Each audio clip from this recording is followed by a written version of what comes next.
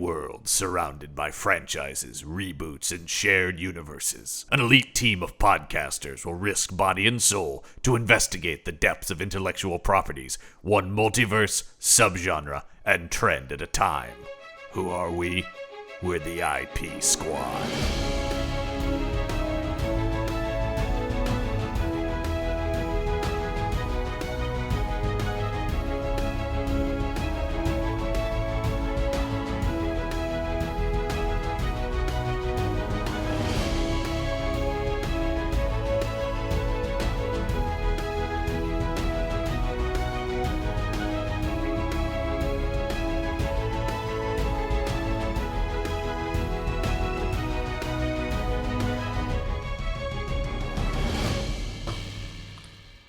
Welcome back to the IP Squad and our ongoing investigation into films based on pulp and comic strip heroes. I'm John Campbell. Joining me, as always, for this investigation, they're the Jones boys. They couldn't be more mismatched. They're going to solve this case if they don't kill each other first. It's the law-abiding by-the-book one, Brendan Jones. Hello. And our man in the streets, I don't know, has he crossed the line? Is he in too deep? Robin Jones. Let me tell you something, pal. They said that I wouldn't be able to solve the French Connection. I went all the way over to Paris. And I took them down. That's right. For the listeners, that's Robin's subtle way of letting everyone know. Do that, man. Everyone in the world know that he did take his first visit to Paris, to France, his first international trip. In the interim back, between Robin. these episodes, yeah. He will, at some point, and probably all through this podcast, he will make references to foods he's eaten, things he's seen. It'll be subtle. Yeah. Very subtle. Well, much like It'll it'll be just as subtle as this film.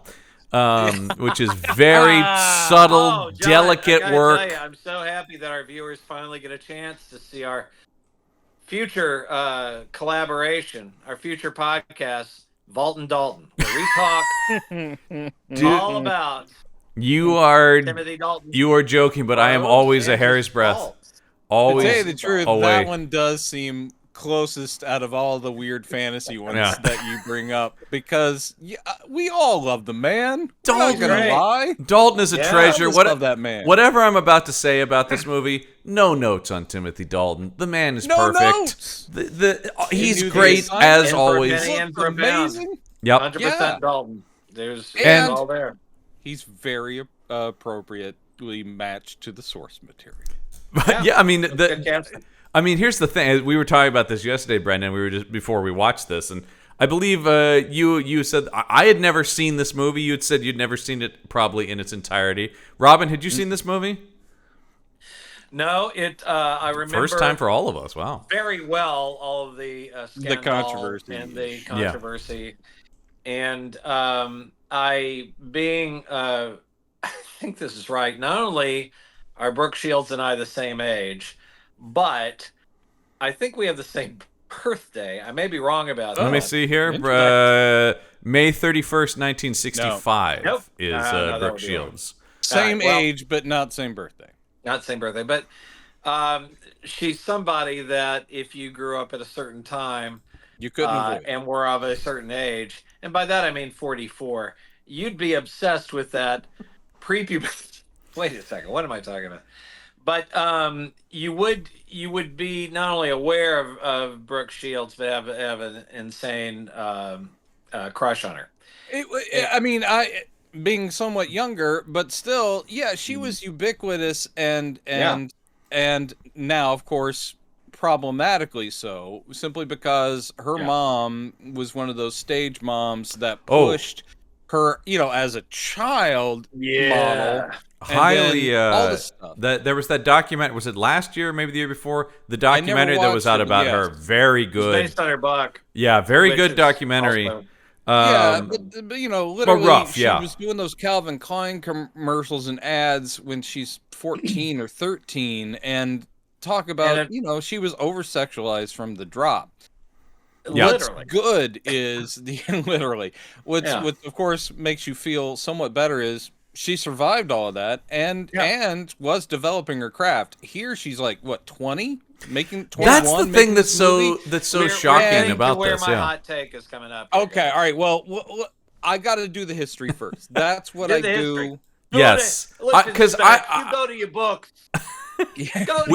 We haven't even mentioned, of course, people can see in the title. We're talking about what year this is actually from is up for, but it technically first saw cinema screens in 1989, though not in the U.S.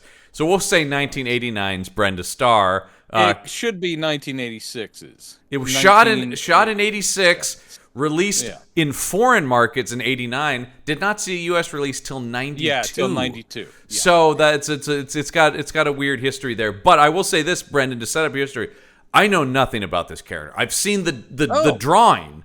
Certainly, I'm familiar with at least the base designs from the comic, and the idea that she's sort of a Lois Laney reporter. Well, the thing about Brenda Starr Reporter, which is the name of the strip, but it's one of the ones that I would say it's ninja-esque. In other words, incredibly important, incredibly long-lasting, because it just wrapped, I think, in 2011.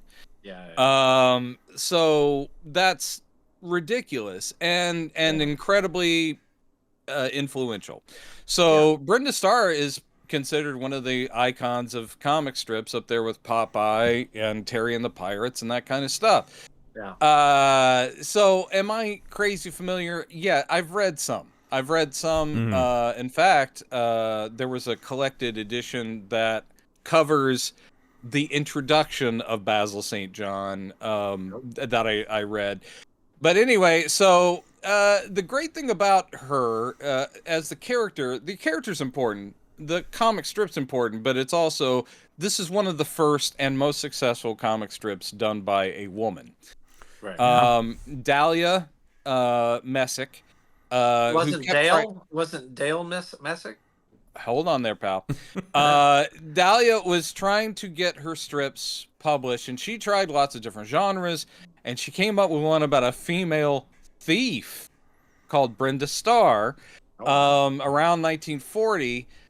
She had learned that that editors would ignore stuff from women, so she changed the name on the strip to Dale Messick, something that was vaguely, androgynous. Right. And it did work, but the editor was like, thief, don't you want her to be more sympathetic? And how about she's a reporter? And then Dahlia is like, absolutely, reporter. and so Brenda Starr. Wait, are you paying me? Yeah, whatever. Cab driver, I don't care. And the strip, as it went on forever, is walks that line where it's like, yes, but guys can like it too, because it really is an adventure strip. It's not really Lois Laney too much. There's plenty of newspaper stuff, but she's constantly globe-trotting for the ladies. There was also the fact that Dale Messick was like, you know what? She can be a fashion symbol. So all the fashions were constantly being like, they were on topic. And so this is a glamorous female reporter who is completely capable in action, but also ends up with lots of heroic, adventurous boyfriends. Mystery Man is how Basil St. John was introduced in the comic strips. For like almost a full year, she would see this mysterious guy with an eye patch who would help her out occasionally and never knew his name. And then he started leaving her black orchids, and she's like, where are these coming from? And eventually... Nothing creepy about that. Yeah, and then she... this movie doesn't cover, but literally he's living in kind of a weird Shangri-La, like mystical-ish place. Interesting. And the black orchids are keeping him sane. I mean, there are elements of fantasy in it too. So Brenda Starr's adventures went on and on. She married Basil St. John's, spoiler, but not till the 70s. They had a kid together. They got divorced. He disappeared from the strip for a long time, and then came back, and he had a kid from another character from the strip. Man, it got hot and heavy. Lippy Lips? So, No, not Libby Lips, but another reporter who has another ridiculous name. I will say we don't see. And no, oh, now you're gonna make me look it up because you're like, Simon. Those are the ones that were in the movie. Yeah, they're not any of that are in the movie. But anyway, so, oh wait, here it is, Wanda Fonda.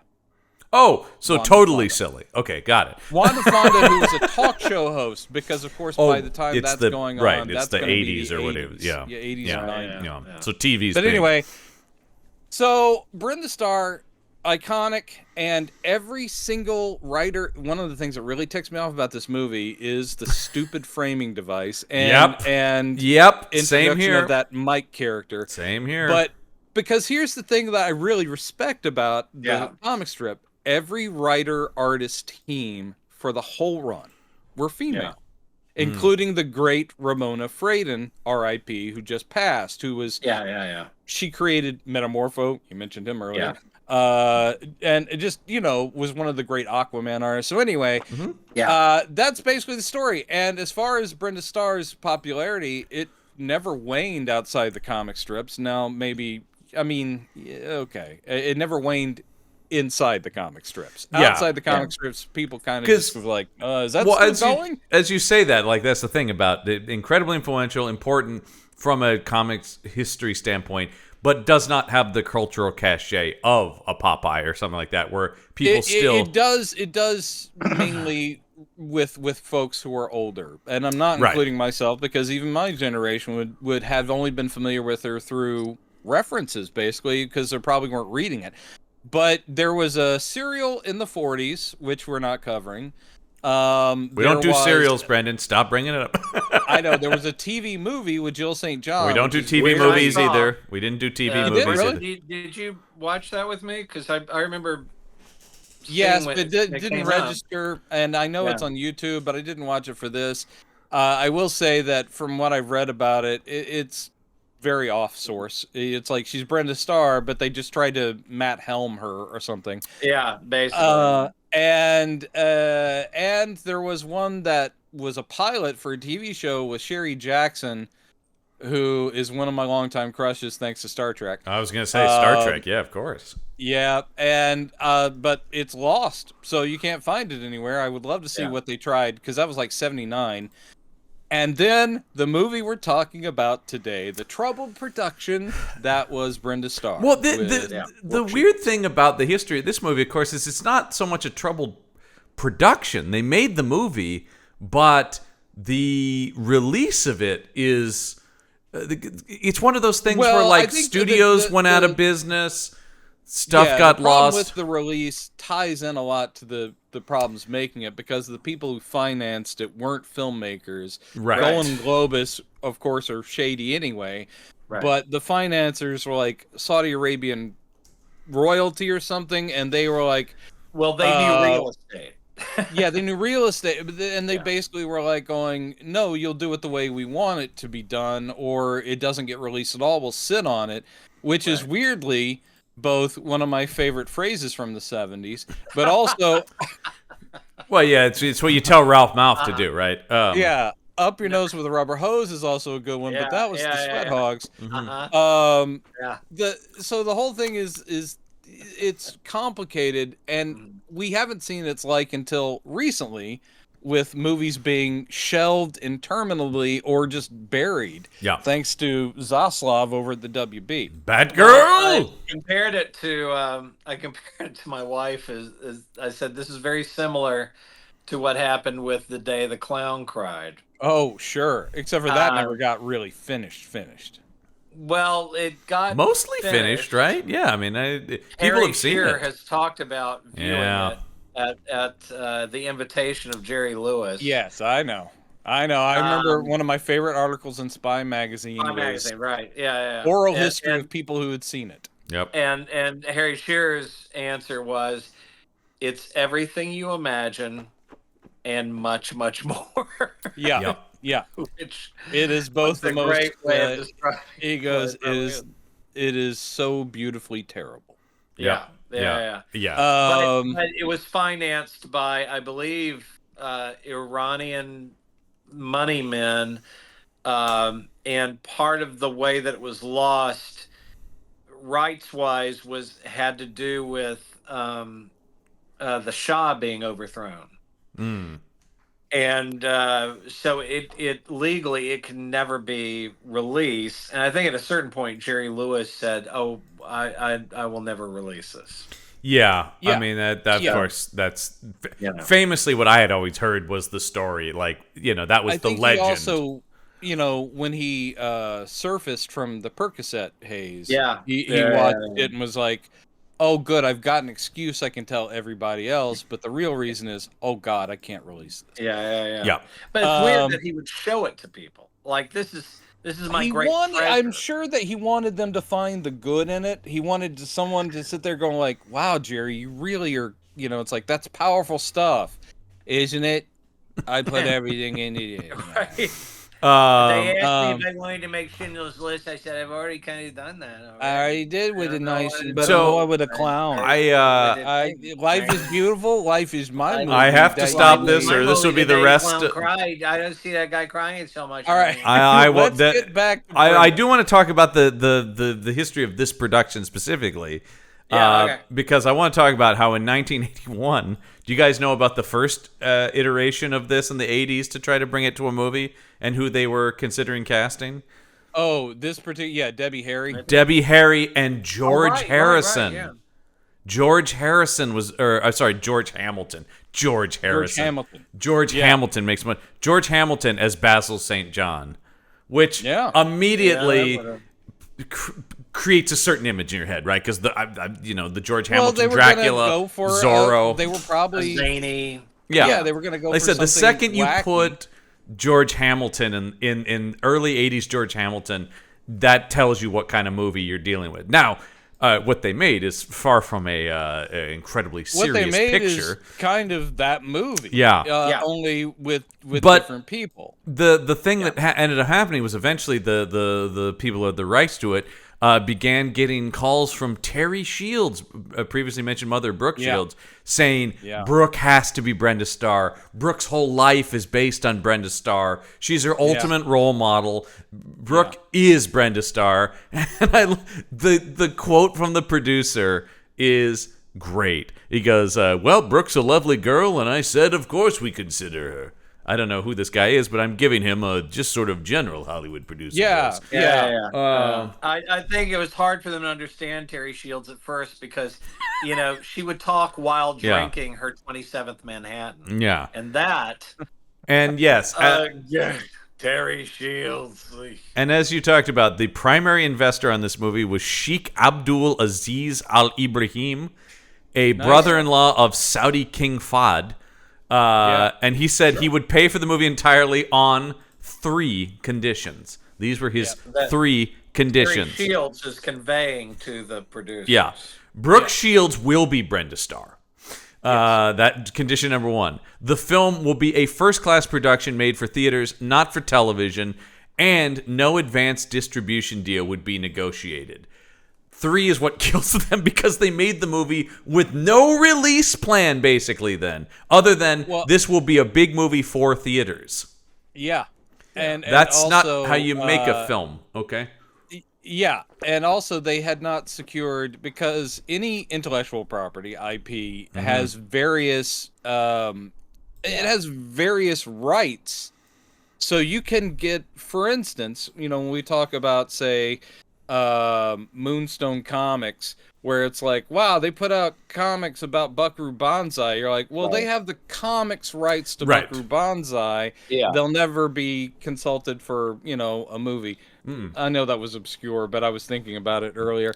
But anyway, because you're always thinking about Buckaroo Banzai. An example would be Moonstone has the rights to obscure radio show characters. They do a lot of those. Yes, but only the comics rights, exactly. Right. So in the case of Brenda Starr, they, as you said, John, they very not farsightedly agreed to these conditions without checking with the Tribune company, who owns originally Chicago Tribune, owns the character, and so they were going into that movie having only the film rights to Brenda Starr, the character. They had not secured the television rights, so basically they could have been working on other pilots while this movie's being made. And when the movie came out, they couldn't show it on TV, which at the time, that's a death knell, because movies got their second wind by being picked up by the 3 networks and aired in prime time. So, they really screwed it. When films flop, there's a lot of evidence. I'm thinking of Clue at this moment, where they find a second or third life on cable. And home big time. video. And it's exactly these kind of movies, because these were the kinds of things. Clue is a perfect example of the kind of movie I just randomly saw on cable as a kid and was like, what is this? This is weird and interesting, and kind of having no context or build up to it made me love it more, right? Because you're just like, you had this some is context weird. because you had played the board. Well, I had the context of Clue, but I'm saying, like, I didn't go in having seen previews, having seen a build up. It was more just like, this there's man's name is Mustard. I must know more. What is his work? He's a colonel, you say? No, I do love that Clue movie, and I highly recommend. The Shout Factory just recently did a 4K release that is well worth it. Obviously, with all the endings. Obviously, you can. What's great is you, and of course now I'm going to talk about this. They allow you to choose your ending, or you can play it and it will randomly pick an ending for you. Oh, I love that's great. Yeah, so you can. Yes, it's great. So all right, sorry, we got to get back to. Save that for, and I swear we're actually going to be doing a season of IP Squad about movies based on toys and board games, which will be down the line. So we will do the. I claim Battleship. Yeah. You just want to talk about the acting of Rihanna. That's really what you can have it. Yeah, I know. I love when people are like, I claim this thing. No one's fighting you. No one wants the thing that you're talking about. So the big thing though from the production side of it, from what I gather, is basically this guy's like, sure, I'll make a movie with Brooke Shields. That's great. And then as they started making the movie, he's like, it's going to cost what? Oh, that's a lot. That's way more than I wanted to spend. And so he ended up putting up half the budget and then borrowing loans for the other half. And that really got them in trouble. Yeah. So are you ready for my hot take on this? Hot take. Here it comes. I need to get a jingle just for Robin's hot takes. I'm just going to say right now, given everything that I've read about it, everything that I remember from when it was released, or barely, it wasn't as bad as I thought it was going to be. I actually ended up enjoying it. On a Doc Savage level. I think Doc Savage. I thought very similar. Doc Savage better than the two of you. Yes. I'm not saying it's a great movie. I agree. Yeah, I think an asterisk device is required. Terrible. The character of Mike. Yeah. That actor does what he can with it, and they all gamely try to make that thing work. Well, I think everyone is game in this movie. That's not the problem. And I kept wondering what they were telling Jeffrey Tambor and the Russians most of the time. Yeah. And then also I thought that the throw the handbag around in the water went about 5 years too long. They could have edited that, and you get the point of it. A lot of the movie kind of feels like that. Yet there's still 5 or 6 minutes they did cut. So I'm like, wow, I want to see the uncut. Yeah, because this thing clocks in at like 90 but I'll even. Tell you, A, for the amount of bad publicity and reviews that it got, and troubled production news, and B, for the fact that Robert Ellis Miller was literally on a Mike Hodges is directing Flash Gordon level of what are you thinking? Yeah. Why would you hire this guy besides he came at a price? Oh, that's all it was, right? It had to be that. Robert Ellis Miller is a very good director. If you ever see The Heart is a Lonely Hunter. Oh, of course. The original Sweet November or Any Wednesday. I mean, he's a strong director. He liked working with the same people over and over. This is not the only time he worked with Diana Scarwood.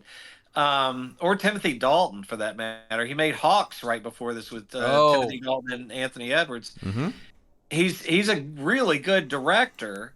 He was towards the end of his career at this time, but it was overall, probably money. It just boils down to money.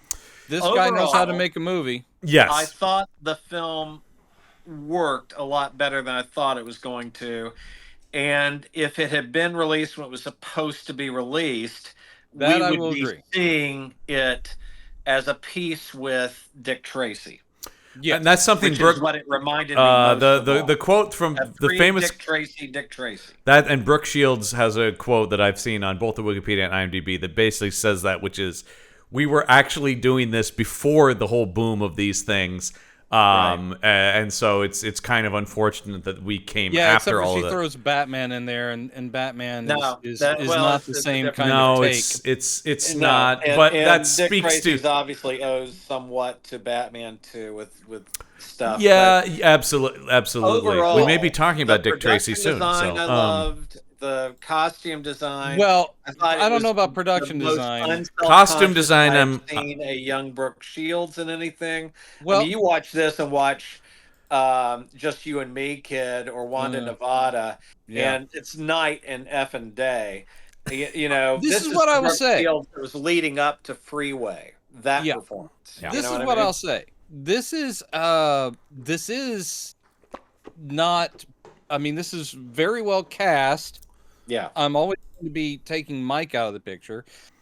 She is a great choice for Brenda Starr, even at 21. I always kept having to bring that back. I strong disagree on that. I thought she seemed way out of her depth and way too young for this. She read as a kid to me on screen. That's my strong hot take. Wow, I think she's good. I don't think she's bad, but I think she seems too young for the part. It feels like maybe a couple years later. There's a little bit of that. She's also too tall. And that's just because she's a 6 foot tall woman that they put in heels. For There's the Brendan Jones complaint that I was waiting for, but again, Bob Mackie designed costumes. The costumes are great. Brooke Shields. Yep. The period hair.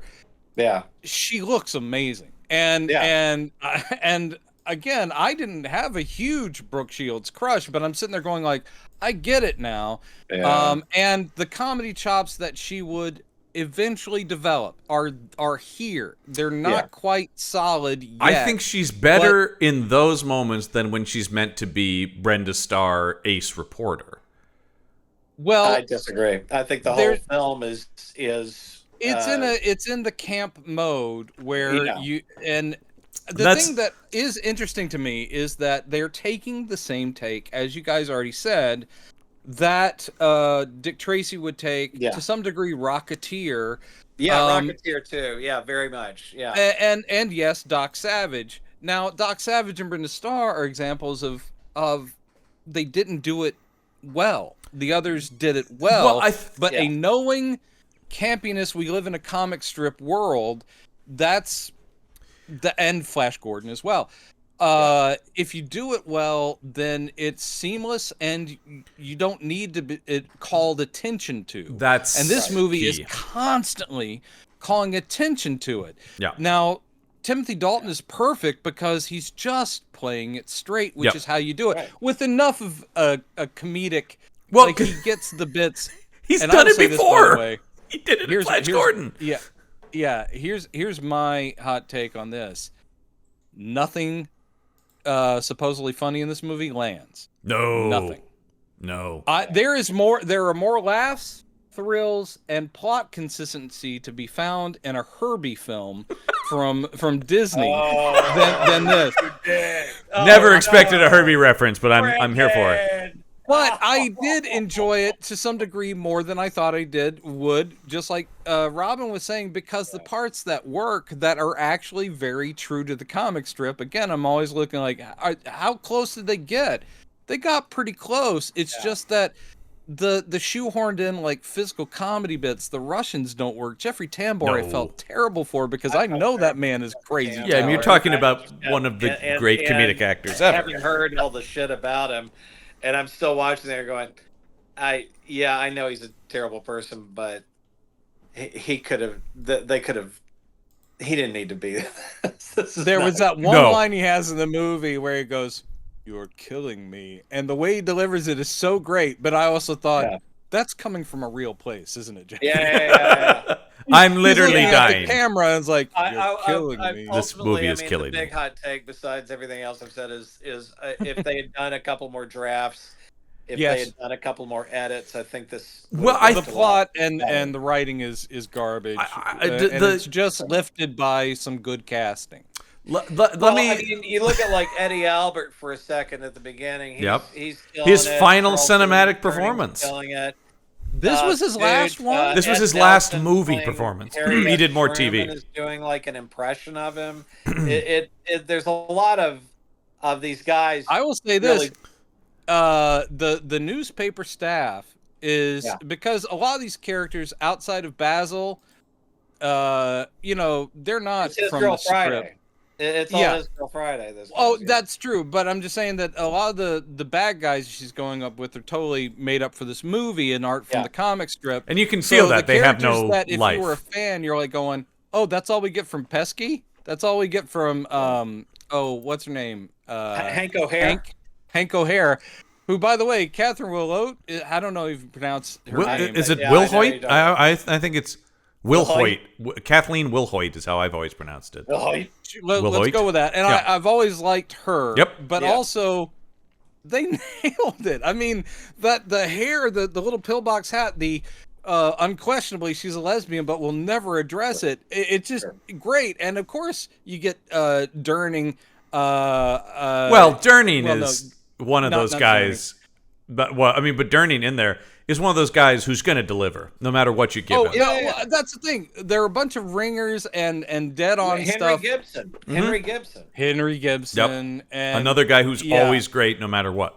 That is a plot from the comic strip, but about the formula for the thing. Yeah. But this thing is written like garbage, and it's no wonder that Delia Ephron, who came in to punch it up, like, please put a pseudonym on it. Well, yeah, because I mean, when I did see that in the IMDb, I'm like, I expect funnier from Delia Ephron, because both the Ephron sisters, very good comedy writers. I kept. Yeah, pretty well established as comedy writers. It just again, it's all there. You just needed to. I agree with that. I'm going to throw a little water on the hot take. Ooh, here comes some water. If only because I am with you on the first half. If it was not as bad as I thought it was going to be, I cannot say I enjoyed it though. But I will say part because yes, I think it is in the writing. I think it's in the directing. This guy is a good director, but I think the thing that separates the movies like Doc Savage and this, and even Danger Diabolique to a certain degree, though less so, but there is a lack of earnestness to these. Mike Hodges directs the shit out of Flash Gordon, and it's what we'll see when we get to Dick Tracy as well, and The Rocketeer. There is such sincerity to those filmmakers. Here,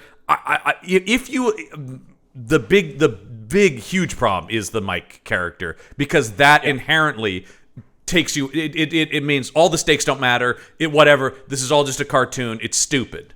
The thing, there's this device kind of, we talked about it before, since this is interesting doing this run of movies, because these really don't have anything in common except for what their origins are. Mm-hmm. Right. And it's so impressive to me to see that even some that work out very well, like Flash Gordon isn't my ideal Flash Gordon movie, but it works despite itself.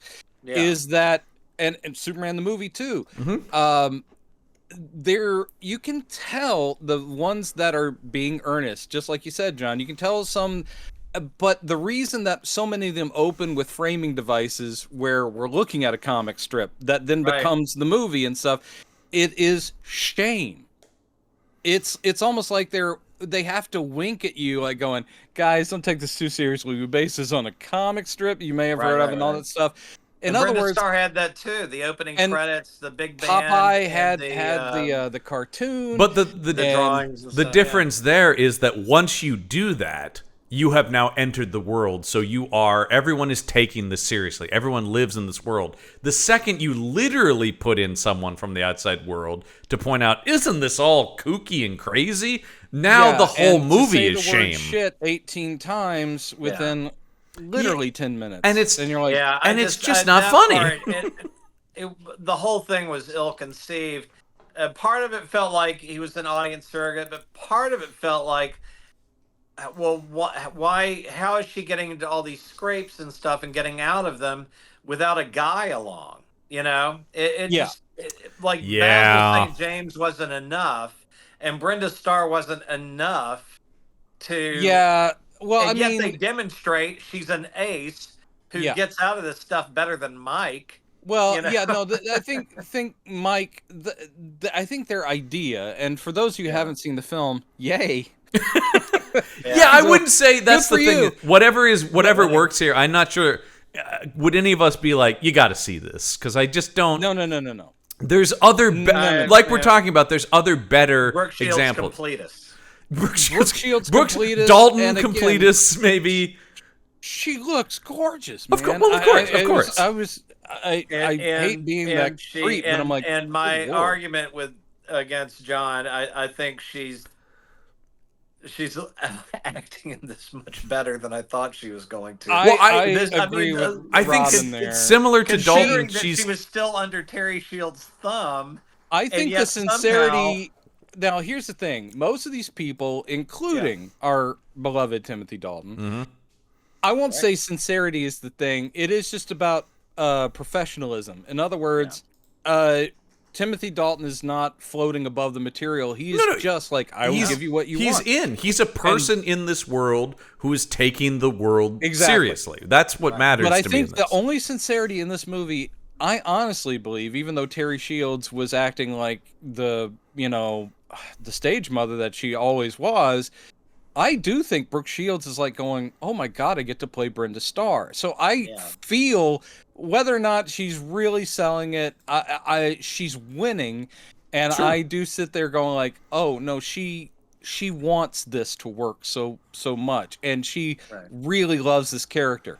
I don't think anyone else involved in the production, the director who they hired, a solid guy who's wrong for the material, was like, okay. And everything else, Bob Mackie, again, with the costume designs, is probably the other person who's like, oh my God, I get to do Brenda Starr from the 40s. It's so interesting, too, because I was thinking about this is around the same time as Untouchables, which they made a big deal about the Armani costumes and that. That was, and actually, Batman did, too. I can't remember who did the Kim Basinger's costumes for Batman, but this was a time where I do remember the big thing was get name fashion designers, and it would be in the opening credits. It was like a selling point of these movies, and especially in the case where you have movie. But there were a lot of big studio movies that did that. Thing about 10 or 15 years later with The Fifth Element, where all the costumes were done by like Jean-Paul Gaultier or something, but. And whoever the costume designer was on Bram Stoker's Dracula. It was Asian. There's like, incredible. Look who. Incredible. See our Meet the Monsters episode for Brendan and I having an argument about those costumes because I love them.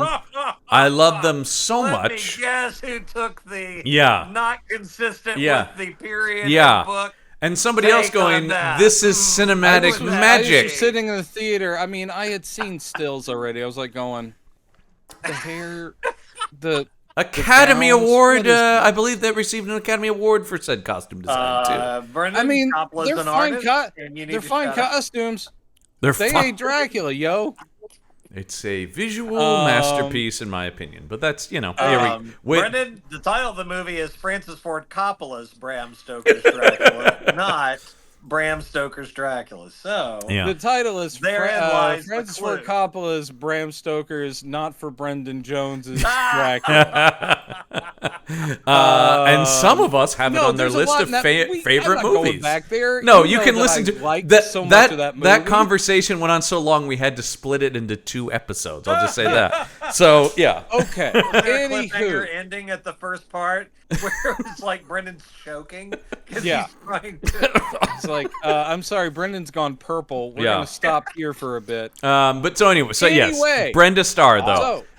No, I agree. But I think to your point, Brendan, I agree about the costume design is great. The production design, though, I wished it doesn't need to go full Dick Tracy, but I wish there had been more of the energy of Flash Gordon or something that really separated the real world from the comic world. I thought they did the interiors better than they did the exteriors. Definitely. And really, from what the bar that Mackie was setting, they should have bumped it up more to me. And they should have, and they didn't have the money of a Dick Tracy, obviously, but no. Stylizing to some degree interiors and exteriors, not full cartoon, but it would have helped because just bump it up a little, period specific, and that's great, but real.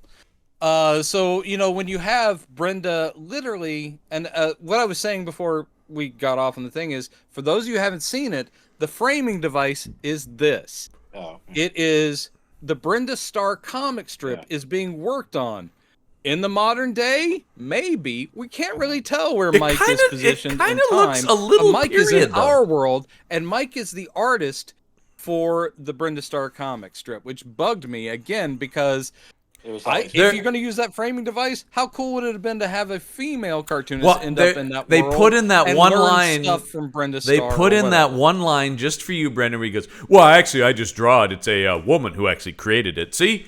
We know, nerds. Yeah, but at the same time, I'm not saying that, but I'm saying like that's totally. Also, should we? But then you wouldn't have had. Well, you could have, but it would have been very progressive. You couldn't have had the artist fall in love. with the character. Sir, that was not going to fly in the '80s, Mike man. Is in our world drawing the comic strip when the comic strip starts talking to him, because he's talking to it. He's like going, "Well, where are you, Brenda? What are you doing?" And she looks out animated. Is like, I'm tired of you, and I don't like you, and I'm not going to be in your strip anymore. And she goes off. And then Mike's like, what? I'm going to lose my job. And I've clearly lost my mind.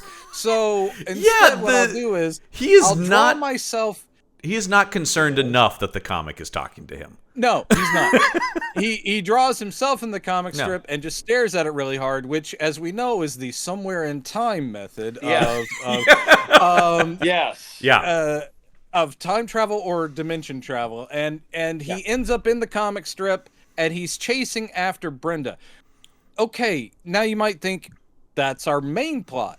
No, our main plot is a Brenda Starr plot that Mike keeps sort of butting into. Also a weird choice. Calls Brenda, and then it's like, hey, come back with me to the real world. And she's like, yes, I think I will, because I'm tired of this place. And then at the end, no, I'm going to stick around. Sorry. And he goes, well, I'll keep drawing you, but you know I love you.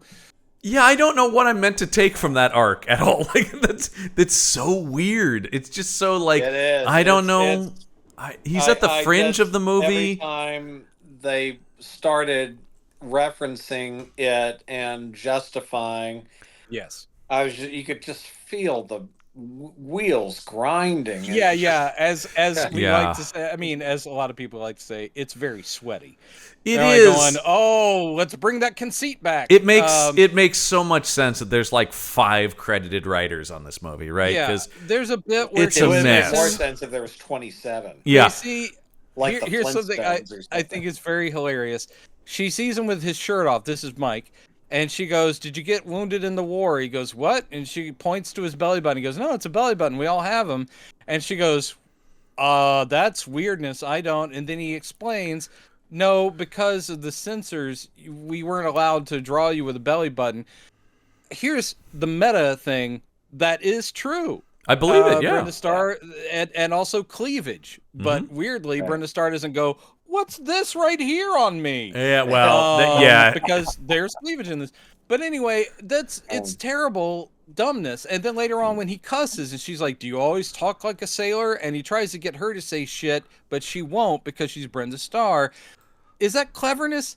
That's the weakest of the clever. If you're gonna make that movie. If the whole movie was about a guy in a world where it all. By the way, and I'm always trying to rewrite these things. She just shouldn't know that word.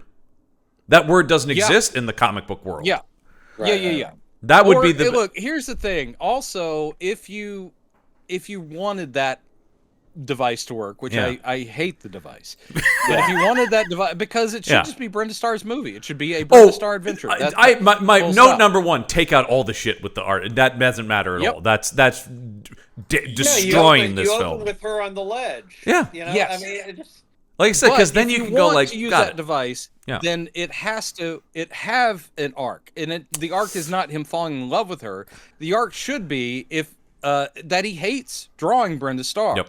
At the beginning, he's kind of being a little flip about like, oh, are you gonna stop a crime and fall in love with a mysterious guy or something? Ha ha ha.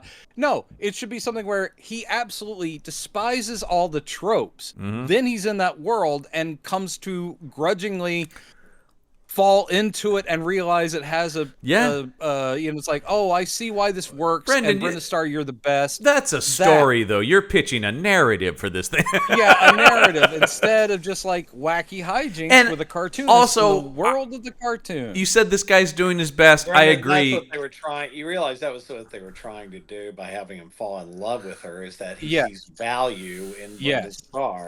But it doesn't work. It's a very written terribly. Well, and they just don't have any I'd rather chemistry. watch Monkey Bone than this. I would agreed. rather watch Monkey Bone. Monkey Bone, far more Monkey interesting. Bone. Far more interesting. Or the Cool other movie, World. Cool World was what I kept Cool thinking of, because that was World, very much the similar thing where Gabriel Byrne ends up in the cartoon that he's drawing. Yeah. But one of the big problems, not only is the Mike character terrible, this guy's awful. I know. I agree. Wait, he's you mean doing Gregory Peck's son. Gregory Peck's son. Yes, and the fact that that's what we know him as should tell you everything. This guy did some stuff, but never had the goods. And like you said, it's already poorly written. The fact that he has no chemistry with Brooke Shields at all really just makes their scenes impossible to sit through. The thing is that because of plot, there's at least a flirtation and then like a kiss kind of thing. Yeah. But it does become clear. It's like, Mike's the also ran. He realizes it because he's up against Basil St. John. So but that's also weird because now you going back to His Girl Friday. Yeah. They've made Ralph Bellamy the lead guy, and they've sidelined Cary Grant to occasional apperances. Yeah, this movie has a Freddy, and unfortunately, the Freddy is the main character. That's the thing that's weird about it is technically we start with the Freddy and it's his story, really, which is weird. That's a weird choice. Yeah. And also, he is competing for the love of a fictional character against another fictional character. Of course, perfection. Yeah, how could he beat Timothy Dalton? By the way, cast as James Bond immediately after this movie, and I'm sure he was like, "Oh, thank God!" Actually, cast as James Bond during the making of them, and I'm sure he was just like, "See ya, suckers!" You can literally hear him on screen go, "Yes." What's that, Basil? Nothing. Oh my God, Brosnan got pulled into a TV contract. Yes. Suck it, Remington Steele. Now, I did make a joke about Fulton Dalton, but we are in the middle of a Timothy Dalton pulp IP trilogy. Yes. Yeah, we are. That has started with Flash Gordon, Brenda Starr, Rocketeer. Rocketeer, which of course we'll be talking about over on our Patreon page, because it's not technically based on an actual era pulp, but it is connected, so that's part of our related cases. It is one of the best comics to film adaptation. Unquestionably. And it was slept on by the world, but legitimately I think it is growing. Disney's making another one. Blue-like cult, but I think it has.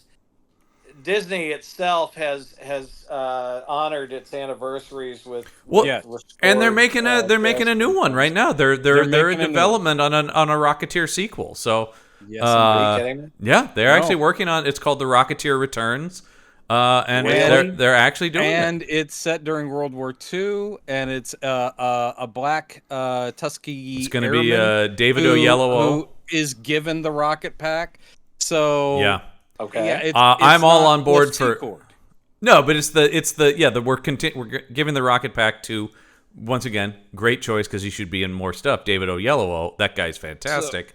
Yeah. He's also producing. How did I miss this news? Yeah, he's also producing. It's a real labor of love for that guy, which I'm thrilled also about that he's like, I love the Rocketeer. I want to do the Rocketeer. I'm like, that's always awesome. a mark where you go, we can be friends then. Yeah, I know. We can be friends. This guy's cool in my book. But to be Bass Reeves, because you're an amazing actor, but we like the same movie. Yeah. Well, to be Bass Reeves and the Rocketeer, come on, man. We can talk about this during the Rocketeer, but yes. I miss Doc Savage and the Shadow and those things. Yes. And that's However, all just... I do think substituting Howard Hughes is pretty... They were very clever about it, because, of course, that was out of their control. Ham running around going, give us the rocket pack, see? Yeah. Folks, that's our preview clip of the upcoming Patreon. Head over to Brenda. Head over to patreon.podbean.com/punchup for all that, for our related case episodes, where we're also going to be talking about, we'll preview here, we're also going to be talking about Darkman, and we're going to be, what's the other one we're talking about? Oh, Sky Captain of the World of Tomorrow. Sky Captain. Oh my God. Sky Captain of the World. All things inspired by Pulp that are not inherently original Pulp content. Anyway, back to Brenda Starr. Yeah, I would say that's another problem. Is you talk about this, it is, we said this has so many screenwriter hands on it, but yes, unfortunately it still needs another pass, is exactly right, because there isn't... It's disjointed. It's really disjointed. It needed to be streamlined, for sure. It doesn't land. None of it. And the physical comedy is painful to watch. Oh, the whole bit with the circus. The Russians. The whole bit with the circus. Oh, by the way, I do love... Now, this is nothing about the man's actual life, but I will say that Mike is coded oddly, because they do this long bit with the shirtless capoeira guys doing their martial art and sweaty guys, and it's just Mike staring at them going like, he does. And also, at no point does Brenda Starr go, they also have belly buttons. Are they from your world? I'm sorry, I noticed it. Come on. Yeah. If you're going to make a point about no one in their world has a belly button, then maybe you shouldn't have shirtless guys doing capoeira. Or if you do, put makeup and cover it up or something. Yep, exactly. Yeah. But anyway, the circus bit is horrible. The Did Russians you guys across the notice board Abner the Eccentric is the owner of the circus. He was a street performer who was hired for Jewel of the Nile. He is the Jewel of the Nile in the movie. The Jewel of the Nile. I didn't make the connection. I kind of thought about Jewel of the Nile watching this, because it has a similar. It fails in some similar way. No, of course that doesn't have the campiness. When the tough get going. But I was also thinking about just how much. Actually, though, like is a Brenda Starr movie, that has kind of the vibe of Romancing the Stone, kind of would have been a good selling point. It would have. It's got romance. It's got adventure. Straight ahead Brenda Starr adventure. Yeah. If they had paid more attention to Raiders of the Lost Ark, which it also seems to ape. It's really. I mean, hell, this could have even taken from the Quartermain movies are better than this. I mean, they're at least more consistent in tone. Before I watched it, I was like, is this going to be another episode where I start extolling the virtues of Jake Speed? Yeah, Jake Speed, actually, yeah. Well, like I said, because Wayne Crawford feels a little Mike to me. Yeah. Feels a little Mike to me. Feels a little Mike to me. I don't know about Mike, you. the disgruntled artist. Yeah. No, if they had started this movie with her on the ledge, and with Eddie Albert barking orders. Did you notice? I think that was a young Chris Noth as the was it cop who gets in the way of Madman O'Shea and Eddie Albert goes. So. I might have been. Wait, Linehan or whatever his name is. Get down, seek protection, because he has no. He doesn't even have a police cap on. He's just in a police uniform. Oh, it might have. That's young Chris Noth. It might have been. He's on. I mean. He's not listed, but that doesn't mean. Boom around this time too. Yeah. Are you saying this could have been the the street cop years of Detective Mike Logan from Law and Order? I didn't want to say it, but No. This was sense. the early job of Mr. Big. Mr. Big was out there. Yeah. When he was Mr. Not So Big? Yeah. Oh, Not So Big. Yeah. Also, don't look that guy up. Oh, No, I won't. yeah, don't. Yeah, that guy's. That's not fun. That's. I know. I just prefer to remember There's a him. reason why we haven't seen him in a while. Well, there's a reason. why they killed There's him off there's a in reason Mr. Big first died revival. very suddenly on Sex Yeah. and the City. He died on the treadmill. And then it's like, on a Peloton. and then I mean, I don't watch that, but just from the promotions, then all of a sudden it's like, "Hello, John Corbett, our not problematic lead from the show." Right. Well, Now you can fall in Something's going love. to come out about Corbett. We're Just talking wait. about Republicans. Something's coming out about Corbett. It is Well, on the way. he married Bo Derek, who's a very outspoken supporter of the Republican Party. And Oh, I no, believe she he is? Yo, Yeah. yeah. Oh, no. Yeah. Sorry. I to- mean, sorry again, to she's bring not that like any kind of hero of mine, but I'm like, Not don't like Bo hearing that. Derek, damn up. I it. get it. Not Bo. And just on that note, personally something brought I up did my not, crush on Brooke Shields. something I did not know until I just see that here. Tony Peck, who plays Mike in this movie, was married to Cheryl Tiegs. oh, yes. Wow. Yeah, so not Yeah, so still married, basically but he's living something like a life that the liar character that John Lovitz. Oh, my wife, Cheryl Teague. here's the Nice. thing, and here's the Wonder thing why about he's this Morgan movie that's Freeman. interesting, of course. Morgan Freeman. young My Elizabeth wife, Taylor. Morgan Freeman. Oh, no way. That's right, I married the liar. But there I was. But no, Did I ever tell you that Cheryl Tiegs came into the New Art in the late '90s, and I No. saw her, and it was all I could do not to go. Your poster was. No. and she's like, No, I she's get that a had lot. people I was say that. 12 years I old. Oh, get that dear. a lot. No, the thing I'll Hey, say though, John, real quick, I Yeah. just let you know Yeah. that when Charlie's Angels was at its peak, Oh, they yeah. created large pillows that had photos of the angels on it. That's absolutely right. Our parents Mhm. were basically like, pick one. Yeah. I don't know why they agreed to this. I don't like other this than at it was all. Like, thank God they're heterosexual. I don't like this at So- all. Robin got Farrah. Sure. I got Jacqueline Smith. Oh. No love for I Kate will Jackson. say, Come on. Just to clarify, as attractive as Farrah was, Mm-hmm. and the pillow was just basically a reproduction of the poster. Yep. Kate Jackson was always my favorite. Nice. Look, you can't really lose with any of the angels. Yeah. Yeah, but and I Sabrina. know that Jacqueline wasn't the best actress among them, but Mm-hmm. I will say,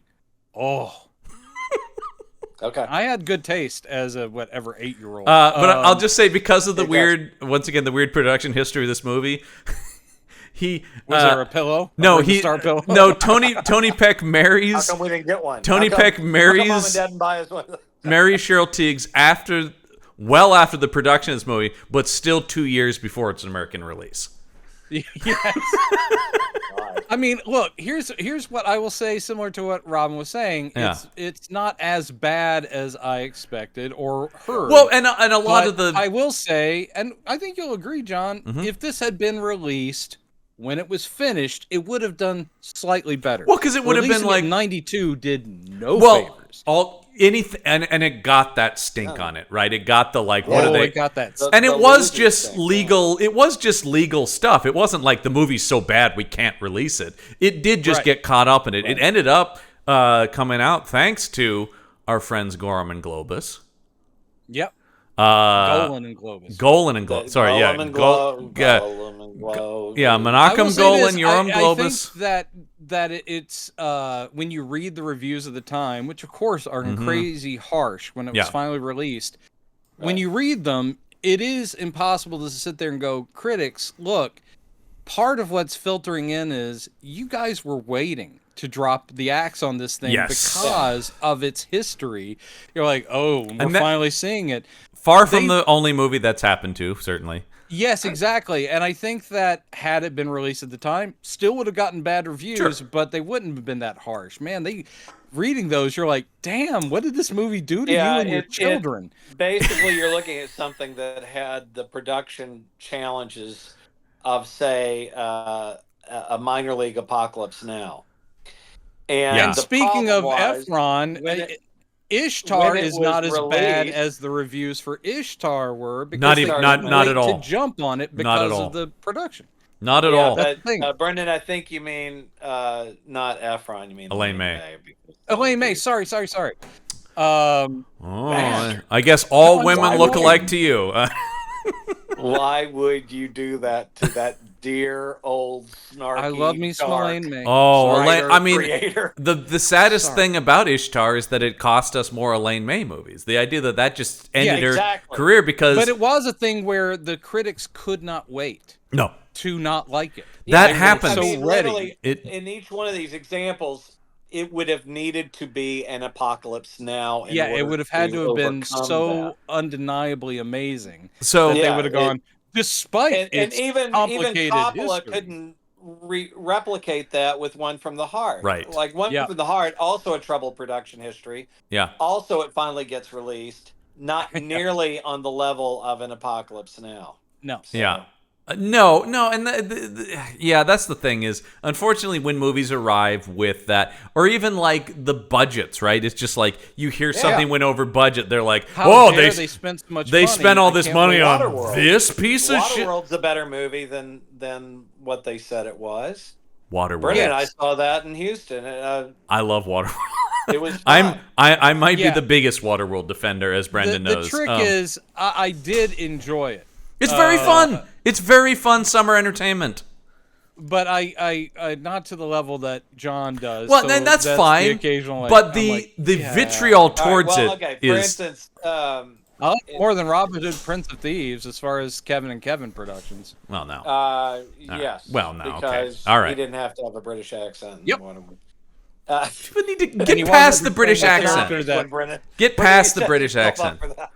Prince of Thieves. Called it from a mile away. Yeah. But fun movie, man. Yeah, I would say Waterworld's on maybe a minor The Fall Guy that I just saw. The Fall Guy is so enjoyed. I want to see it still. So fun. Really Go nice. watch The Fall Guy. I might have to run out because I don't think it's lasting in theaters very long. Not to date this episode, but it just. Robin, you shouldn't date this episode because you barely know it. You don't have the money to really treat it well. Well, Brendan, I don't like to date myself, but if I don't, who will? Do it. Sorry, guys, I gotta go. But yes, I think we can all agree this is the. I think something good could have come from this. It's just this was a flawed take. It just was. There are just inherent flaws in it, and that's a shame because the source material could be made into something good, and you could still probably do something with Brenda Starr. Absolutely. Well, those kinds of tropes, you know, like I keep saying His Girl Friday, but you look at Jennifer Jason Leigh's character in Hudson Proxy, man, these kinds of you can do something that's heightened and Hudsucker Proxy to the period that isn't an apology for those tropes. Actually, now that you bring that up, if this had kind of the sheen of a Hudsucker Proxy, I mean, obviously, that's comparing it to like an amazing movie. But I'm just saying, if something with that kind of vibe that really leaned into like the ba-da-da-da-da kind of newsroom, stuff, with some more pulpy adventure elements, that really could have been something. But and we needed more Pesky and Hank. Well, there is that. It is weird that you get all these like very defined characters who are from the comic strip. And then they're just sort of like in the beginning and the end. They just kind of bookend the movie because you're like, I could use more Durning. Dick Tracy that we're coming up on, the side characters, the Seymour Cassell and the other guy, they have more time than absolutely. The side characters in this. Absolutely. I think Dick Tracy is. I mean, I was gonna say it's more than the better version of this because it is this times a billion. Like the commitment I mean, that movie is so crazily committed to its source material, of course. Yep. Just okay. Well, we can talk about this on that episode. That's not going to be. Anyway, you guys want to hear some highs and lows here? Yes, ma'am. Let's talk about some highs and lows. I'll be happy if you found a high. I will say though. Hi. That's the only thing. I will say though, I did have to at the highest find an 8 out of 10 review. So that's okay. yeah. But anyway, but this lady, based on the name here, because this comes to us from CNY City Lady, calls this the review is titled "A Lost Classic." Brenda Starr is a wonky, wacky, campy good time at the movies. Based on the classic comic strip, this movie captures all the fun and innocence that saturated the childhoods of the 70s. Brenda Starr, brilliantly portrayed by the effervescent Brooke Shields, is a reporter who goes that extra mile for a good story, and when she gets fed up with the artist who draws her, he jumps into her comic strip world of instant outfit changes and convenient plot segues, and helps her on her newest search for a scoop. This movie blends real story with caricature quirk, and you will not be able to stop smiling from start to finish.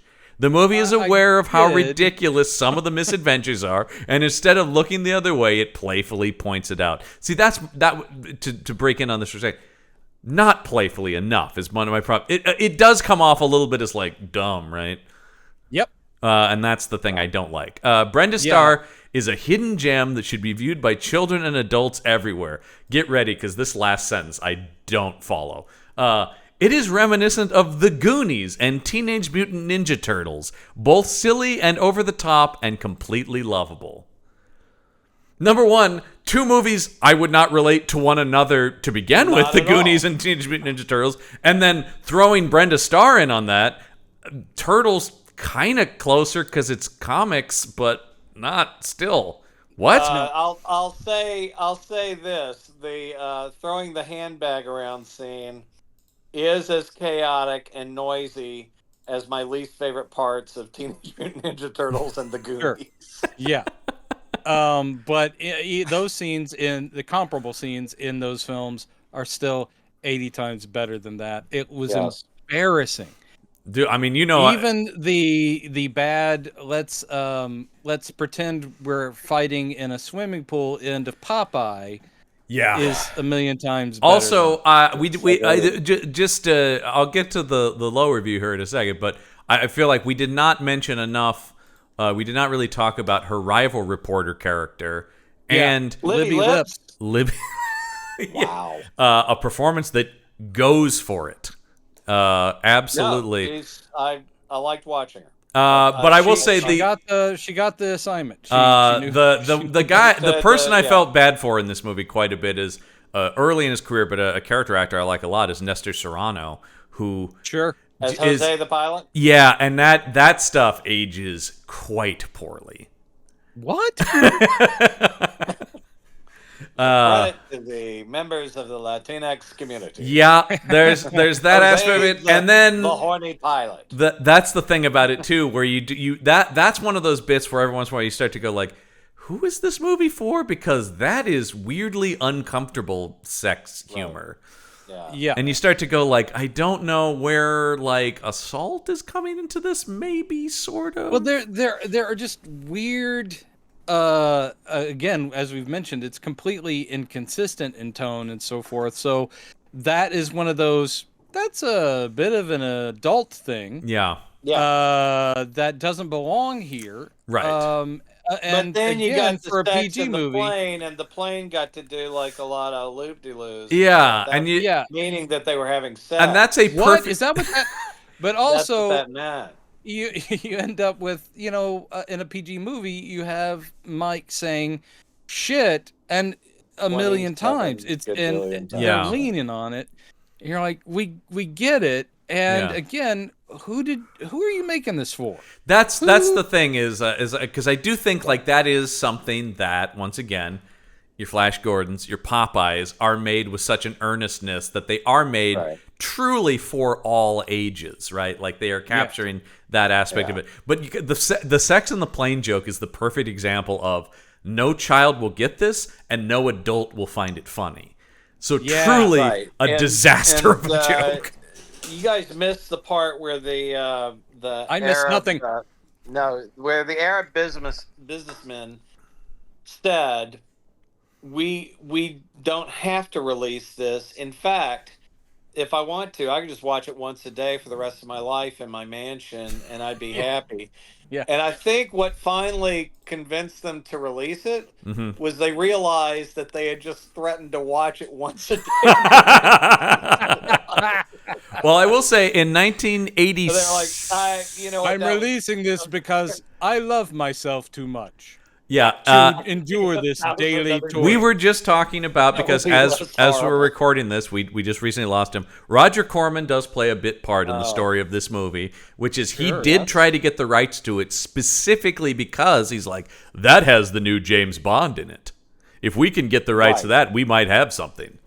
There you go. Yeah, It didn't Always work thinking. out, that deal, Always but that was thinking his Roger interest. Corman. By the way, the final audited, like due to the associates of the guy who backed it, their final internal audit gave this movie a $22.3 million budget all in that he spent on it, and box office gross $67,000.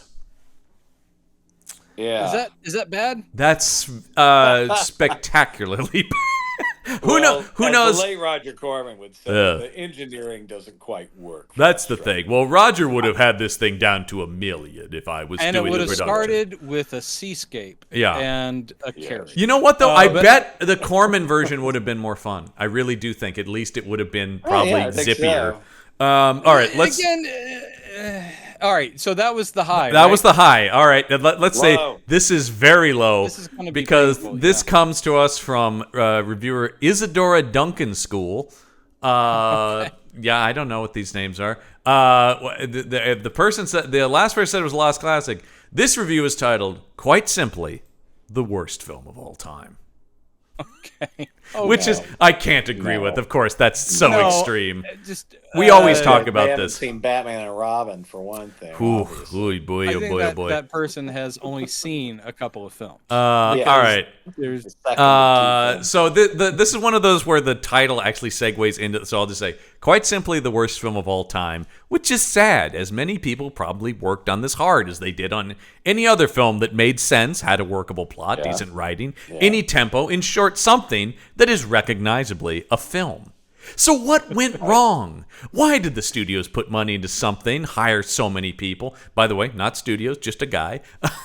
Yeah. Yep. I think that might be part of the problem. Hire so many people Could be. and look at the end result and table it for as long as they could, hoping no one would go to the theater and see it. Of course, we know that's not entirely what happened.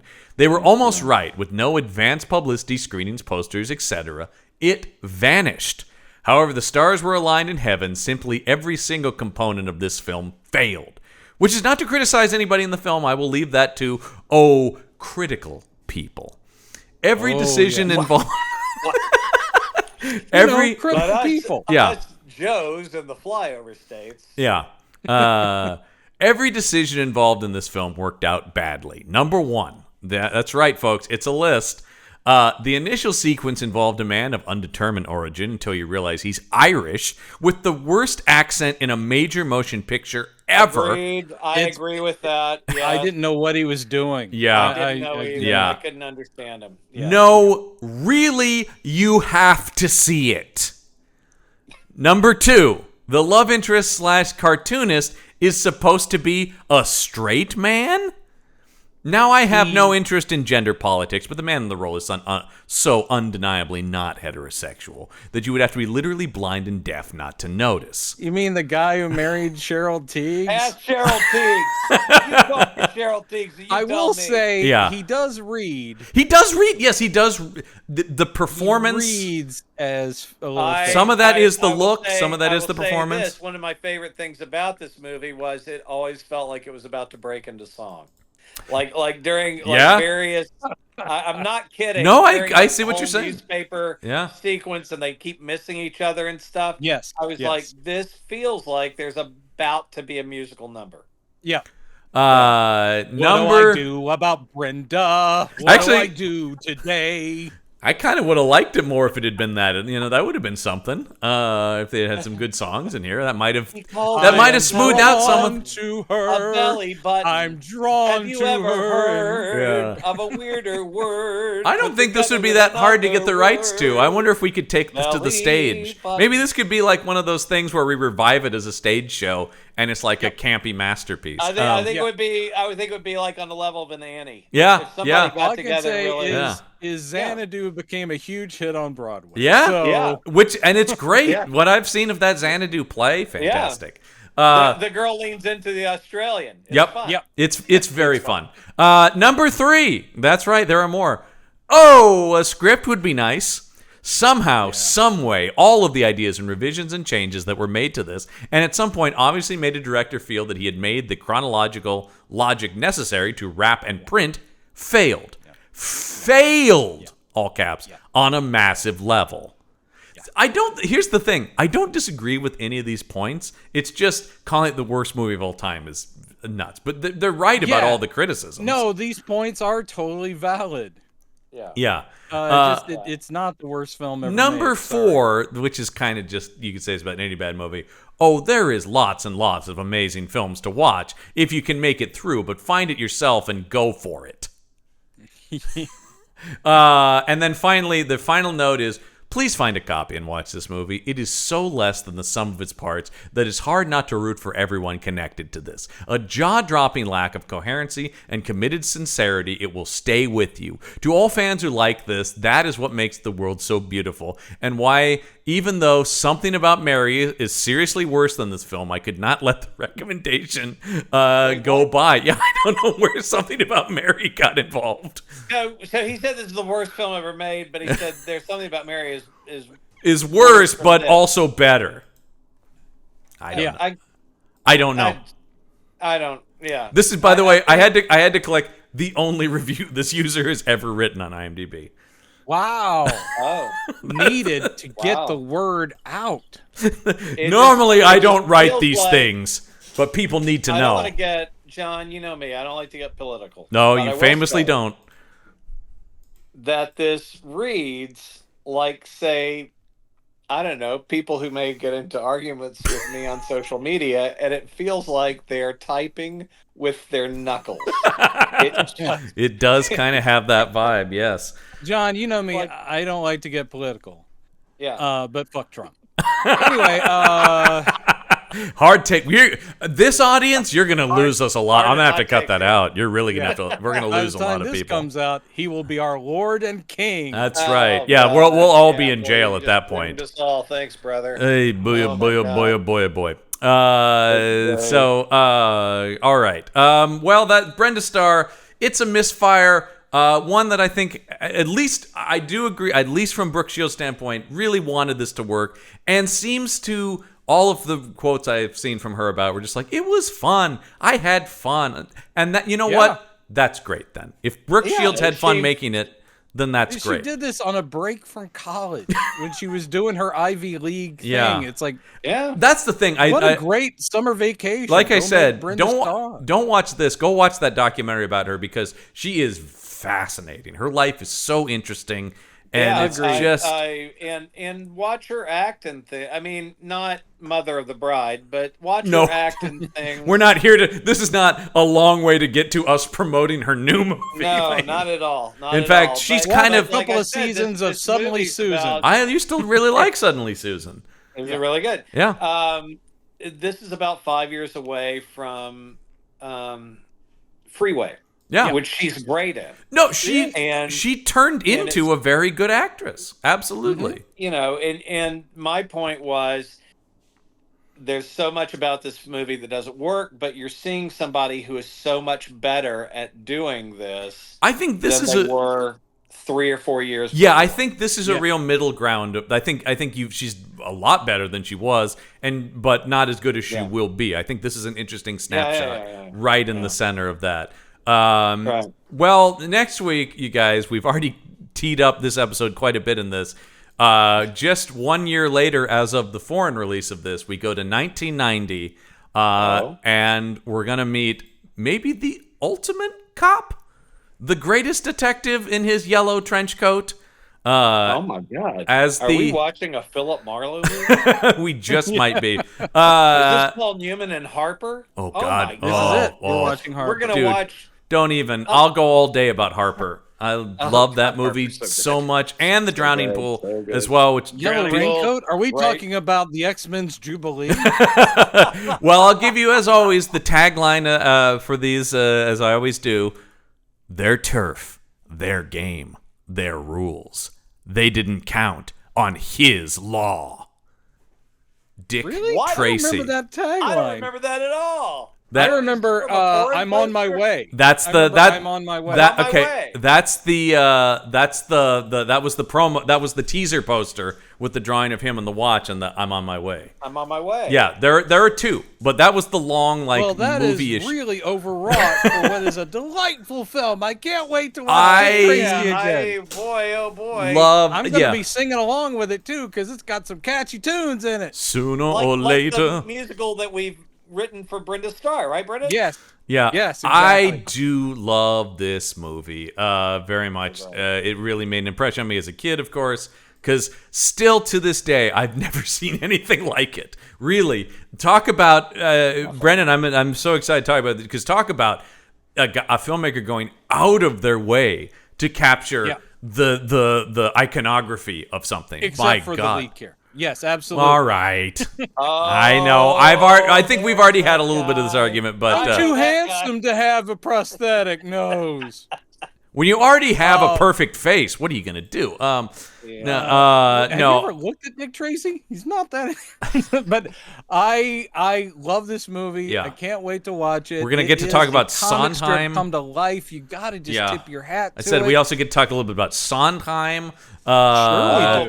We get to talk about Patinkin absolutely blowing Madonna out of the water in a duet. Apparently, he sings better. Wow! That I if I was her, I would have been like, I don't think I'm gonna do this. Maybe he could just take this one on his own. He's kind of amazing. I have a couple of Madonna stories. Oh, excellent! We love a Madonna story. And of course, I don't think I've stated one way or the other. Hollywood. Don't speak for me. And of course, by the way, Sondheim was who I was doing a pastiche of when I wrote the song "Belly Button" for Brenda Starr. Yeah, of course. I understood. Yeah, and of course we'll talk about maybe Hollywood's greatest love story, Warren Beatty and Madonna, one of the weirdest couples. Yeah, we get to see it start right there, and it is so weird. Anyway, right, Dick Tracy next week. And of course, as I said before, if you want more content from us, including exclusive episodes of this show and our Related Cases miniseries, you can head over to our Patreon page, which is patreon.podbean.com/punchup. Head over there, help support the show, get exclusive content. But I think that's going to wrap things up for this week. Until next week, the case file is closed.